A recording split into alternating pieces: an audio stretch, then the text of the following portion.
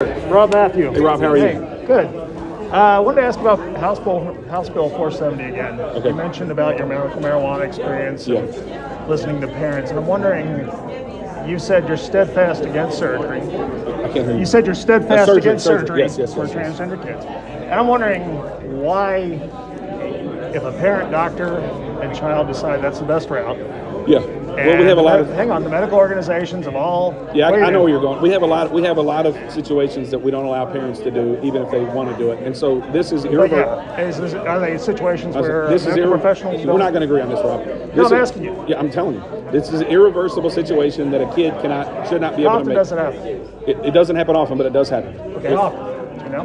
What? How often does it happen in Kentucky? One time is too many, and it does happen in Kentucky. There's a guy in Kentucky, in Louisville, that does it. University of Kentucky does top surgery. Okay. And then they refer to the gentleman in Louisville that does the rest. So we're not going to agree on this one. You got another subject you want to talk about? Well, I'm curious why you always want to whittle down the edges on a bill, but you never seem to vote no on something that's just illogical. For instance, this carry on campus. Right. My daughter goes to school at UK. Mm-hmm. There's a lot more security at a basketball game. Would you rather me vote no and then not do anything with it, or would you rather me try to improve I'd rather you try and do something with it and still vote no if it doesn't come through. I don't understand why you don't do that. That's not because you know it's going to pass, that's right? That's not the way politics works, Rob. I understand it's not the way politics work, but we're talking about politics. I have to live in reality. I don't know that you do, because your vote can say something, can it not? I appreciate talking to you. Your vote can say something, can it? Thank you. Can your vote say something? I'm improving bills that are worse for our people. And you don't understand politics if you think that I can go to a sponsor and say, I want you to make these 7 changes, and if you make them, I'm still going to vote no. I'm sorry, you just don't understand politics.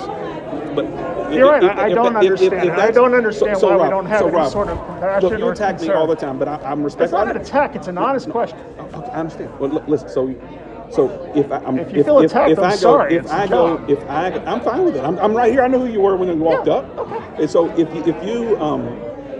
I go to a sponsor, okay, and I say that your bill has 8 things, I need you to change 2 things that you think are fundamental. The question and response is, if I make that, will you vote for it? And if I say no, they don't make the change. Okay. Now, you may not like that. I may not like that, but that's the way it works. Do you think the most important things facing Kentucky are drag queens? No, of course not. Have I ever filed those bills? Do I sponsor those bills? Have you ever said that on the floor? Do I co-sponsor those bills? You ever say on the floor, this is ridiculous, why don't we focus on things? So what you want me to do is you want me to take a stand and become ineffective, and I'm not willing to do it.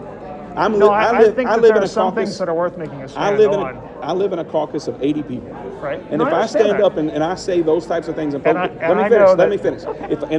If I stand up, if I say things and poke my fingers in people's eyes who I disagree with on things, I will become completely ineffective. I have become effective because I try to work with people and improve things.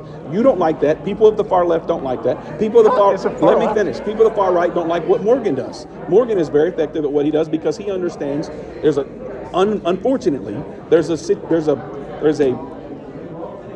unwritten, I don't know what to say it, Rob. There's a unwritten rule culture that you have to live within. I don't like it. I would like to stand up on the floor and say, this is terrible. My brother's gay. This is going to hurt my brother. You're hateful. But what's that going to do? It's not going to improve the bill, and it's going to make me ineffective on everything else. And that's the way it works. Feel that, it's not the way I feel. That's the way it works. Okay. Well, I mean, that's. So anyway, that's. I honestly, I don't know how anybody can live in that situation, and I don't know how. Well, I can. I mean, vote, if you feel good about that, that's fine. I can vote no, and man, I'll feel really good about myself, and that'll be a shitty bill. Or I can improve the bill. It's still a shitty bill.